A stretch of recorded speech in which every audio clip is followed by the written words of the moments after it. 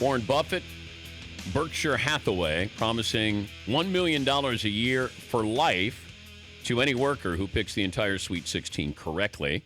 You can get $1 million just for picking the first round perfectly. In addition, whoever lasts the longest with a perfect bracket comes away with $100,000. Warren Buffett joins us now. Good morning, Warren. How's morale there at Berkshire Hathaway?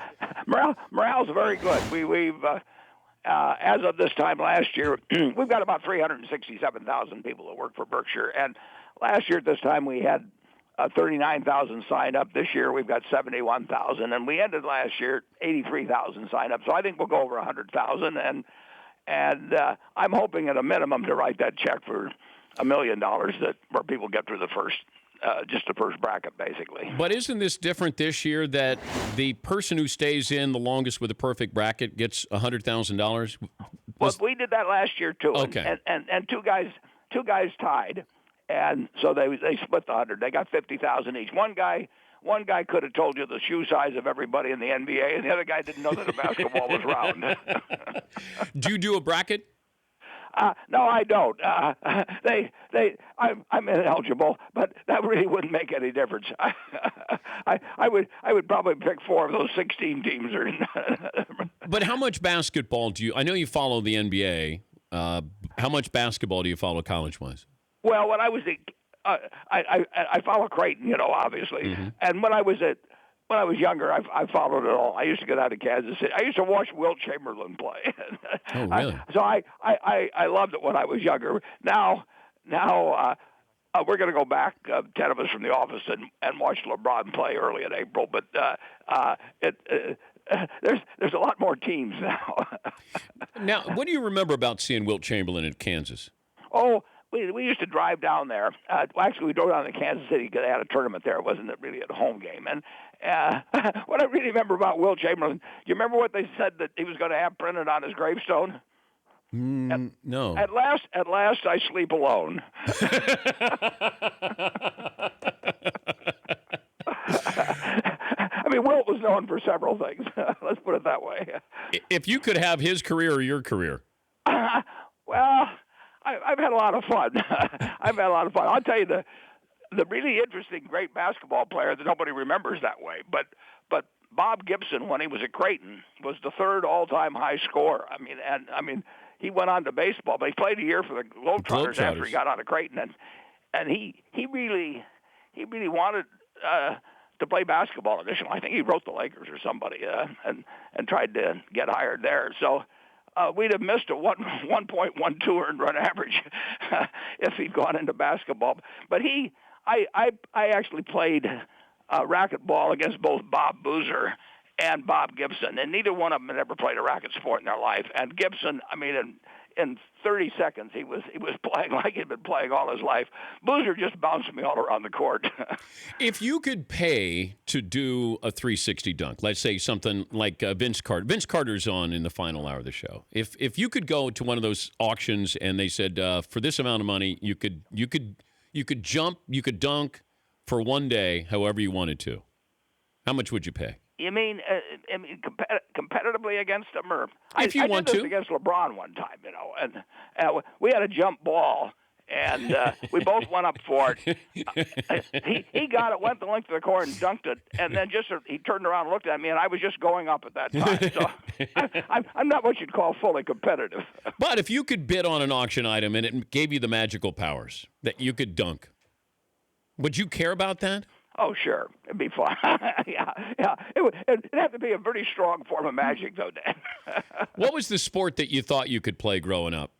Well, I did like basketball the best. For one thing, I always was very, very nearsighted. So anything you couldn't play with glasses on, I had a problem, which would basically be football.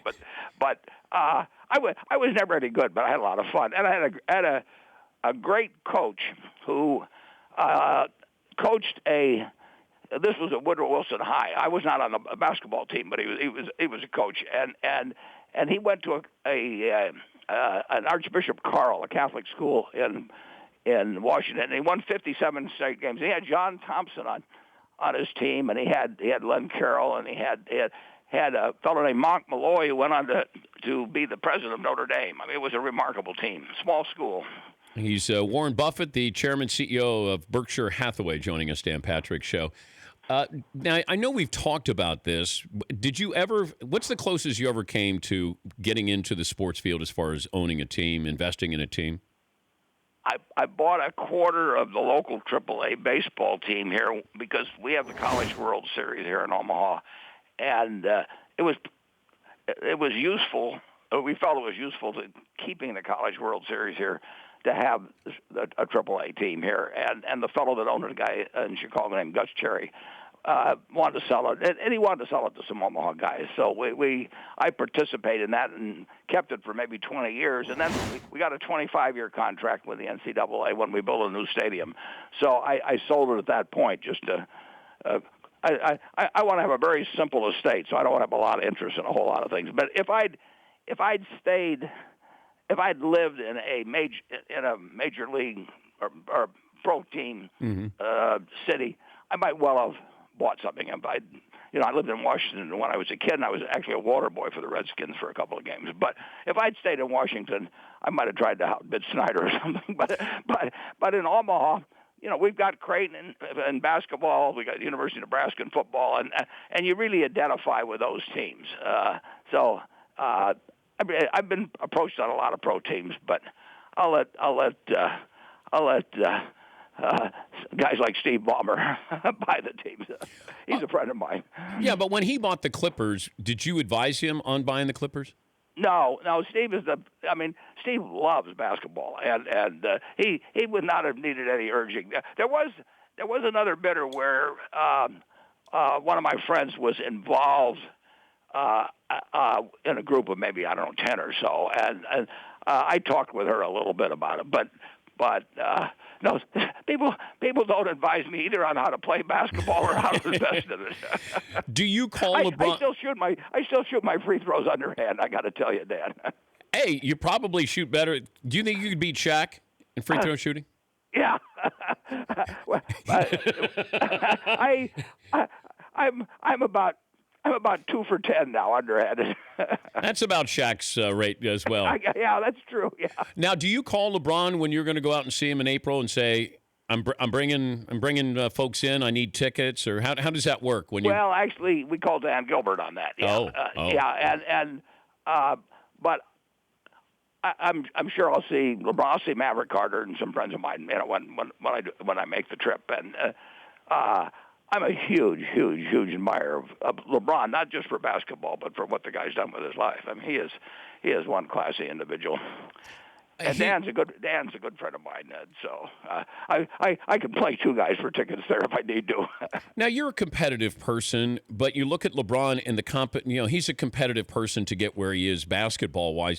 How do you take that competitiveness in sports athletics as an athlete and maybe transfer that into business? Is that seamless to be able to do something like that, or can it be a dangerous kind of transition? I think it's true that competitiveness comes out. I mean, if you're competitive in one thing, you tend to be competitive up and down the line. As you know, some of the sports figures have really gotten taken advantage of, over the years. But LeBron is plenty smart by himself, but some of them get conned one way or another. I mean, they get the hangers on that they've always got a restaurant deal or a real estate deal or something like that. But there's plenty of them that are plenty smart too. But I'm also wondering if you do this, Warren, where you have these kids who are one and done. Why not have business classes that are just suited for them being a professional athlete? If they're majoring in being a professional athlete, why don't we have life classes in college and not, they don't want to take the other curriculum that you have, but they're there to help the university. They want to get their one and done and then go into the NBA. What would you think about that, where it's investments, if it's going to be balancing a checkbook, if it's real estate, if it's going to be hiring an agent? Absolutely. Could you? I think you're 100% right, and I think that the really great coaches, do some of that. They do a fair amount informally. Joe Maglia, you may know. I mean, every player on his football team voted in the last election. I mean, he looks at his obligations as a lot more than turning out, a good football team. And Tom Osborne was absolutely the same way at Nebraska. I mean, every one of those kids was his boy. And I think it should be more institutionalized than just having the coach do it. I think it's largely been the responsibility of the coach over the years. But to take in a whole bunch of young kids and have them all thinking they're going to the NBA or wherever NFL, and not prepare them for life afterwards, be thinking entirely as football players or basketball players. I really think that's very wrong. The last time you went to the grocery store, just you, we were discussing this prior to you coming on. Yeah. But I like to go to grocery stores. I'm involved in Kraft Heinz. I've always been interested in consumer products, so I like to wander through grocery stores. Before I made the investment in Heinz, I mean, for example, I would go to the store and I'd look at the house brand, I'd look at their brand, I'd see how many footage. I enjoyed going through it. When I go, I start out with this big basket. Of course, I end up putting in nothing but ice cream and all this stuff. Do you bring coupons though, Warren? I would if I had them. My wife's pretty good at that, actually. Do you go to the same restaurant? Yeah, well, yesterday a friend of mine came in at late in the afternoon, and I picked her up at the airport, and we went to an ice cream shop down in the old Market District, and I sat there for 2.5 hours, and I had a strawberry soda with strawberry ice cream, and the day before I picked up a sausage McMuffin with egg and cheese, and I hash browned it back.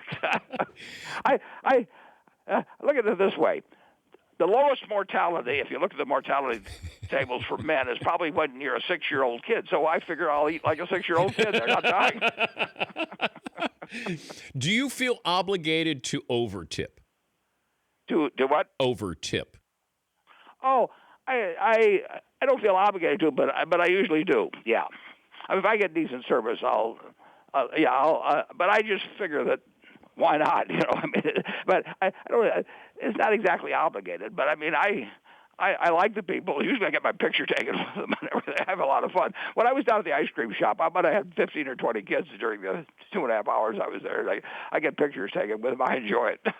The Berkshire Hathaway $1 million a year for life to any worker who has the entire Sweet 16 correctly. Also, $1 million just for picking the first round perfectly. In addition, whoever lasts the longest with the perfect bracket comes away with $100,000. Warren, it's always great to talk to you.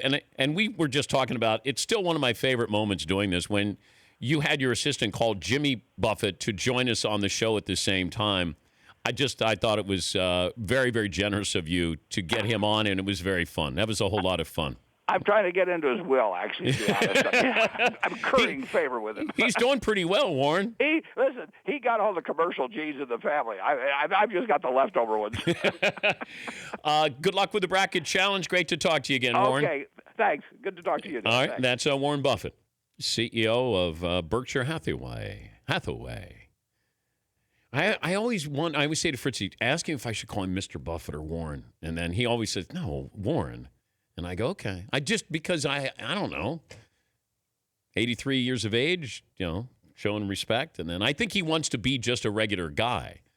The Dan Patrick Show, weekday mornings on Audience.